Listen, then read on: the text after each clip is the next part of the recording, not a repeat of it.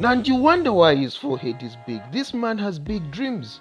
I think what's next is KSI will be the president of the UK. Or marry the queen. Wait. Pause.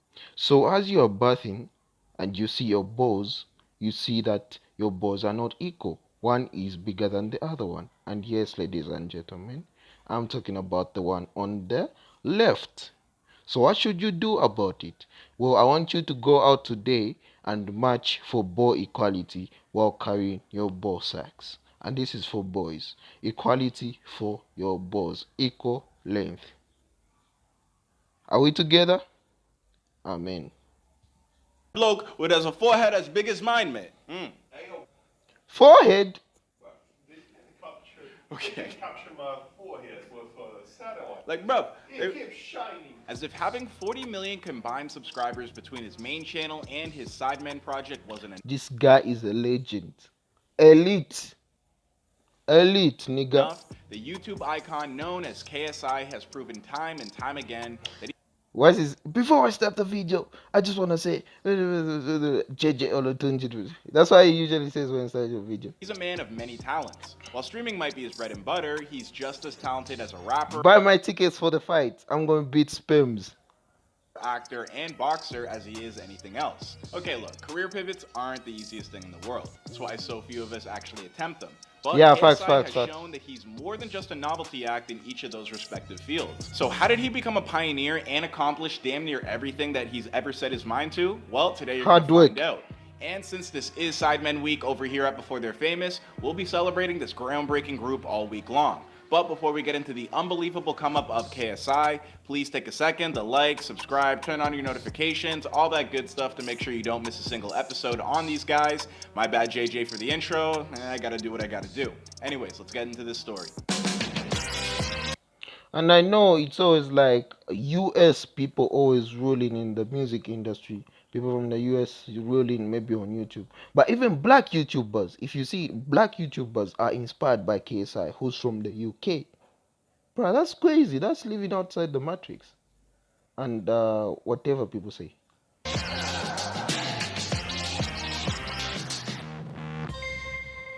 KSI was born Olajide Olatunji on June 19, 1993.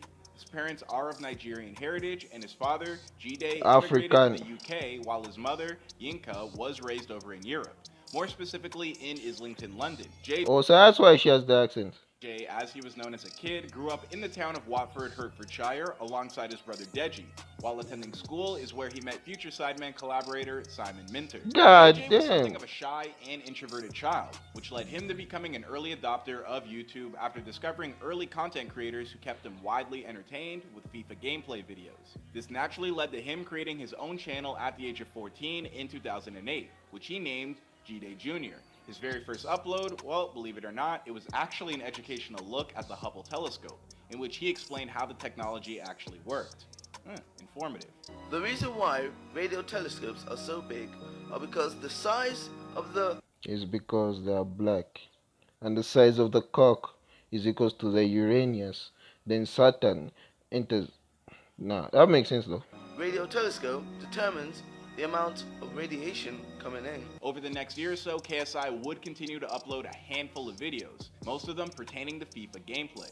But he'd also occasionally try his hand at rapping, and technically speaking, KSI's first rap video was an ode to, of all things, his chemistry homework. A year or so later, in 2009, he'd create the channel that he still uses today.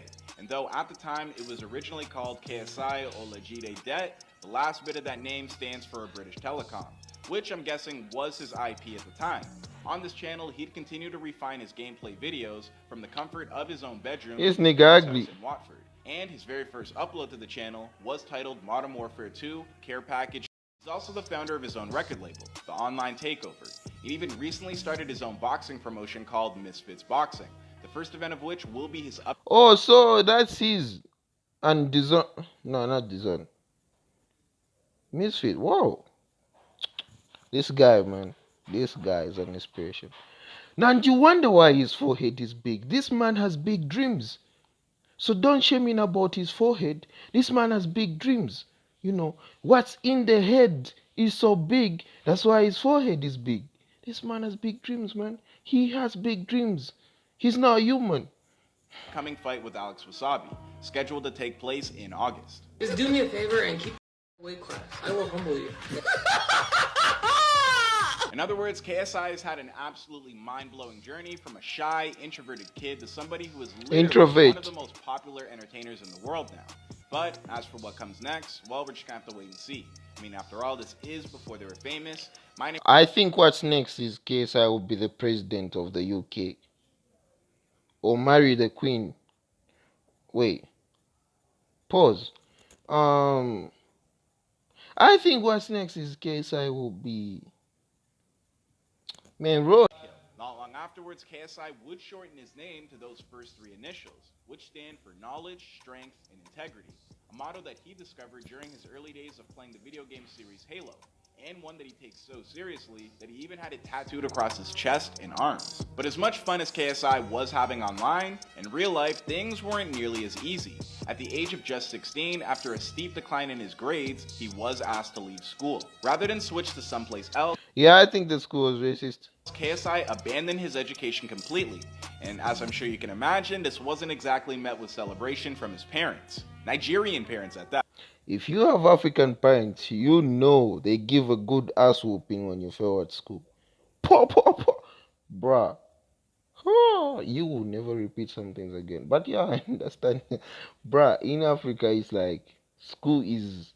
We believe in just one thing. Our parents believe just in one thing. I don't even think they believe in YouTube. They just believe in school because they never had nothing. Yeah, they don't play around with that stuff. Yeah, while they might not have realized it at the time, his folks didn't have all that much to worry about. I mean, sure, a year or so into running his channel, he'd only have about 7,000 subscribers. But another year later, that number had tripled, as KSI's lovable and goofy nature began to capture the attention of fans all over the world. When asked to comment on what exactly helped spark his rise, he informed Vice, "A lot of people think being at the top means you have to be the best at a certain game. You don't. It's more about personality." And soon enough, KSI would prove that very point with the first time he ever went viral. The year was 2012, and annoyed by how poorly the soccer player Emil Hayski was playing for the English national team, KSI dropped a video ironically joking about how this the guy Jack Norris of football. From that point forward, KSI was off and running. By 2013, he'd expand upon his content by co-founding the British entertainment collective known as the Sidemen, a group that focused on creating challenges, sketches, and video game commentary videos with a roster of big-time personalities, including the likes of KSI's original boy, Simon Minter, now known as Mini Minter, as well as Zerka, Toby, Bazinga, and Big Star 123. Don't worry, we will get into each of these dudes more in depth as the week goes along. It's me, Simon, Josh, Simon, and Ethan? Yeah. No, and Toby. The group originated in the Rockstar Social Club, where the majority of them met playing Grand Theft Auto Online. Back then, they were called the Ultimate Sidemen, and it included all those boys except for Harry, who would join them a year later in 2014. Money from YouTube for a few years now, KSI was inspired to write a song based upon the Lambo that he had just picked up for himself. Deal with it. Yeah. Much to his utter surprise, the song would not only blow up on his YouTube channel, but it also reached #1 on the UK charts, which helped pave the way for his debut EP, Keep Up. Over the next few years, KSI would shift his priorities to focus on music and other enterprises, like writing a biography titled KSI, I Am Belland. He also co-produced a book in 2016. Well, what does Belland mean? Does that mean he's bulking, or he has a belly, or what does that mean? Alongside the rest of his collective titled Sidemen, the book. But with KSI becoming more and more entwined with things outside of YouTube, a rift began to form between him and his longtime friends. In 2017, KSI tweeted that he would be leaving the group. I mean, hell, he even released a diss track criticizing each specific member of the Sidemen, and they were quick to respond with diss tracks of their own. But here's where I point out the obvious. As KSI himself would later admit, this entire beef, if you even want to call it that, was largely fabricated and played up for views and clicks. But it wasn't all cap. I mean, KSI really did feel like he needed a break to figure out if there was anything else he wanted to do with his life. And as it turns out, there was one thing. He wanted to become a boxer. KSI's first opponent was a man named Joe Weller, a fellow YouTuber who had been criticizing KSI and the Sidemen for years to get views of his own. On February 3rd, 2018, these two stepped into the ring and KSI won the bout only a minute and a half into the third round. Shortly after the fight, KSI would call out Logan Paul, who became his next opponent in a series of matches. Logan Balls, White Balls, Black. Oh, Logan Paul, Jake Paul, any of the Pauls. Yeah, that's why he said. That's why he said. Their first ended in a draw, but their rematch in November of 2019 would see KSI winning via split decision.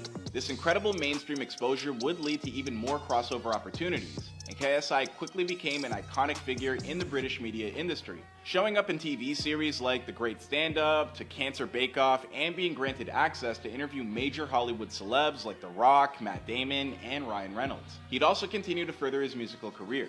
In May of 2022, he dropped his debut studio album, Dissimulation, with guest appearances from the likes of Smoke Herb, Tion Wayne, and Trippie Redd. And while that project may have only debuted at the #2 spot on the UK's album charts, his next, All Over the Place, would top that by debuting at #1 when it dropped in July of 2021. Today, KSI isn't